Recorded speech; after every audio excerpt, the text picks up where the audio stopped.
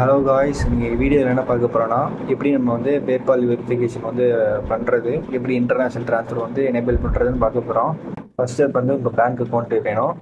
அப்புறம் செகண்ட் வந்து நீங்கள் எல்லா பேடிஎம்மில் போய் நீங்கள் ரிஜிஸ்டர் பண்ணணும். ரெஜிஸ்டர் பண்ணும்போது வந்து உங்களுக்கு கேஒசி வெரிஃபிகேஷன் வந்து நடக்கும். அதில் வந்து என்ன நடக்கும்னா டூ டெபாசிட் வெரிஃபிகேஷன் நடக்கும். பேபால் வந்து உங்களுக்கு வந்து 2 டெபாசிட் அனுப்புவாங்க உங்கள் பேங்க் அக்கௌண்ட்டுக்கு. ₹1 கீழே தான் இருக்கும். லைக் 65 பைசா, 32 பைசா அந்த மாதிரி அவங்க பேங்க் அக்கௌண்ட்டில் சென்ட் பண்ணுவாங்க. அந்த அந்த பைசா வந்து நீங்கள் கரெக்டாக வந்து நம்பர் வந்து நீங்கள் கரெக்டாக என்ட்ரு பண்ணணும்.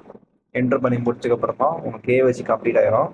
செகண்ட் ஸ்டெப் எப்படி வந்து இன்டர்நேஷ்னல் ட்ரான்ஸ்ஃபர் வந்து எனேபிள் பண்ணுறது, அதுக்கு வந்து உங்கள் பேங்க்கோட இன்டர்நெட் பேங்கிங் இருக்குல்ல, அதை லாகின் பண்ணோம்.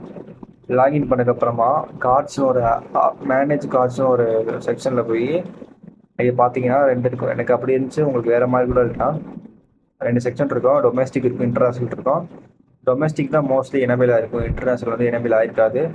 இன்டர்நேஷ்னலில் போய் எனேபிள் பண்ணிவிட்டு லைக் இகாம் டிரான்சாக்ஷன், அப்புறம் ஏடிஎம் விட்ராவல், அப்புறம் இன்டர்நேஷ்னல் நெட் பேங்கிங் ட்ரான்ஸ்ஃபர்லாம் இருக்கும்.